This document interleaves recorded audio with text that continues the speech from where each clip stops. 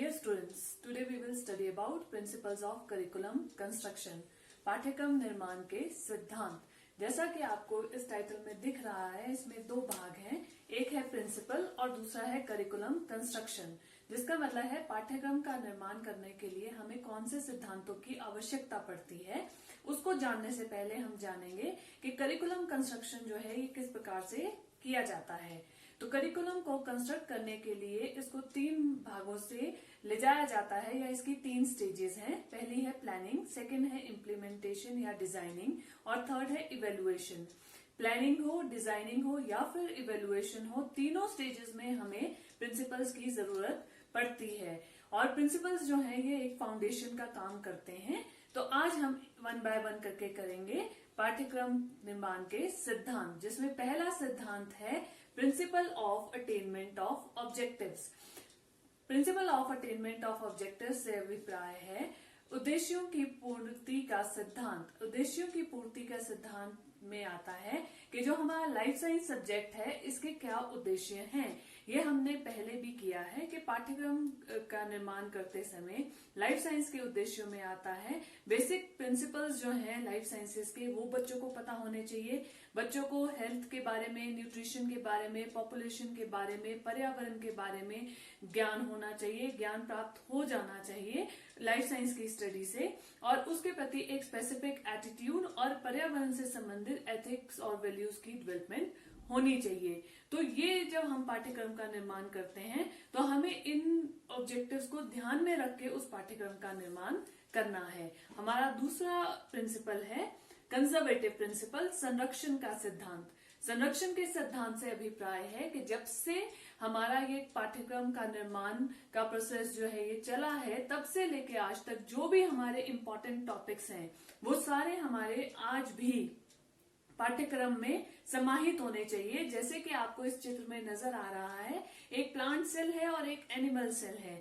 जैसे हम जानते हैं कि सेल जो है ये एक फंडामेंटल यूनिट है लाइफ का, तो इसका जो ये फंडामेंटल यूनिट है और इसका जो स्ट्रक्चर है इसको हम इग्नोर नहीं कर सकते हैं। इसलिए ये आज तक हमारे जितना भी सब्जेक्ट है लाइफ साइंस का, उसमें ये एक इम्पोर्टेंट पार्ट कंसीडर किया जाता है। हमारा अगला प्रिंसिपल है forward looking principle. Forward looking principle का मतलब है अग्रदर्शिता का सिद्धांत। जिस प्रकार से हमें अपना जो पुराना इम्पोर्टेंट है उसको संभाल कर रखना है, उसी तरह से हमें क्या करना है, उस पुराने में जो जरूरी नहीं है उसको वहां से निकाल देना है पाठ्यक्रम का निर्माण करते वक्त, और जो नवीन ज्ञान है उसको हमने इसमें इंक्लूड करना है। जैसे कि इस चित्र में आपको दिख रहा है कि ये आजकल जो बीमारी फैली हुई है कोरोना, उसका चित्र है। तो अब आने वाले टाइम में जब पाठ्यक्रम को रिवाइज किया जाएगा या उसको कंस्ट्रक्ट किया जाएगा तो उसमें इस टॉपिक को इंक्लूड किया जाना चाहिए। नेक्स्ट प्रिंसिपल है क्रिएटिविटी प्रिंसिपल, सृजनात्मकता का सिद्धांत। सृजनात्मकता के सिद्धांत से अभिप्राय है कि जो भी ज्ञान हमने प्राप्त किया है उसको हम किसी अनयूजुअल वे में किस तरह से प्रयोग में ला सकते हैं। जिस प्रकार से आपको इस चित्र में दिख रहा होगा कि इस चित्र में एक मछली बनी हुई है, तो उसका मतलब है कि जो हमने कंसेप्ट फिश का हमने लाइफ साइंस में स्टडी किया है, उससे हम और नया क्या कर सकते हैं, हम उससे चित्र बना सकते हैं, हम उससे कविता बना सकते हैं, राइम बना सकते हैं, हम एक पैराग्राफ लिख सकते हैं, हम उससे कोई गाना बना सकते हैं। तो उसकी वो क्या कहलाई जाती है, वो हमारी क्रिएटिविटी कहलाई जाती है कि जो ज्ञान हमने एक बार प्राप्त कर लिया है उसको हम डिफरेंट वेज में किस तरह से प्रयोग में ला सकते हैं। हमारा अगला सिद्धांत है एक्टिविटी प्रिंसिपल, क्रिया का सिद्धांत।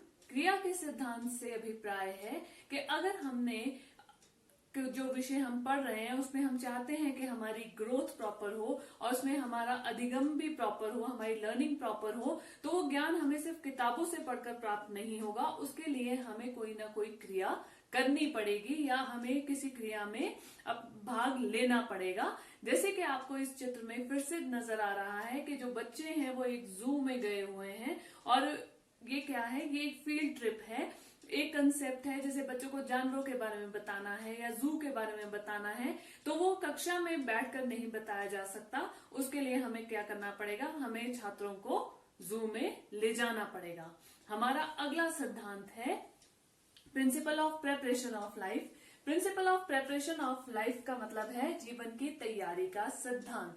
जीवन की तैयारी के सिद्धांत में हमारी 3 चीजें आती हैं। एक है डेवलपमेंट ऑफ यूजफुल स्किल्स, जो हमारे आवश्यक कौशल हैं उनका विकास, एप्टीट्यूड और हेल्दी एटीट्यूड, अभिवृत्ति का विकास। डेवलपमेंट ऑफ यूजफुल स्किल्स का मतलब है वो कौशल जो हमें हमारा जो विषय है उसको ठीक से समझने में सहायता प्रदान करते हैं, साथ में उसको प्रयोग में लाने में भी हमें सहायता देते हैं। तो वो कौशल जो है वो हमारे इस विषय को पढ़कर हमारे पास डेवलप हो जाने चाहिए। एप्टीट्यूड का मतलब है, एप्टीट्यूड वो होता है जो हमारी फ्यूचर सक्सेस को प्रिडिक्ट करता है। तो अगर हमने आगे जाके इसी को अपना करियर बनाना है, लाइफ साइंस की फील्ड को, तो उसके लिए राइट एप्टीट्यूड की डेवलपमेंट होना भी जरूरी है। हेल्दी एटीट्यूड का मतलब है कि हमारा जो सोच है या हमारा जो नजरिया है वो भी कैसा होना चाहिए, वो भी सकारात्मक होना चाहिए। हमारा अगला सिद्धांत है principle of utilisation of leisure time, अवकाश के समय के सदुपयोग का सिद्धांत। इस सिद्धांत से अभिप्राय है कि जब बच्चा घर में फ्री बैठा है तो उसके पास कुछ करने को नहीं है, तो वो अपना टाइम टीवी देखकर या गेम्स खेलकर मोबाइल पे वेस्ट ना करे। वो क्या करे कि जो ज्ञान उसने कक्षा में करिकुलम के द्वारा या करिकुलम जो उसको कराया जा रहा है उसमें वो जो ज्ञान प्राप्त कर रहा है उससे संबंधित क्रियाएं जो हैं वो घर में कर सके। जैसे कि इस चित्र में आपको नजर आ रहा है कि बच्चे जो हैं वो क्या कर रहे हैं, वो पौधे लगा रहे हैं। तो पौधा लगाना, पौधा क्या होता है, मिट्टी क्या है, किस प्रकार की मिट्टी किस पौधे को चाहिए होती है, किस तरह से बीज से पौधा जो है वो बनता है, ये सारा का सारा जो है लाइफ साइंस में करवाया जाता है। तो जब ये करवाया जाता है तो उसके बाद जब बच्चा घर आता है तो घर आके जब वो फ्री है तो वो क्या कर सकता है, वो जो स्किल्स उसने वहां पे सीखे हैं क्लास में उनको यहाँ पे आके यूटिलाइज कर सकता है और अपने फ्री टाइम का सदुपयोग कर सकता है। तो बच्चों, आज हमने प्रिंसिपल्स पढ़े, प्रिंसिपल्स ऑफ करिकुलम कंस्ट्रक्शन। ये अभी हमने सिर्फ 6 प्रिंसिपल्स पढ़े हैं, बाकी प्रिंसिपल्स हम भाग 2 में पढ़ेंगे।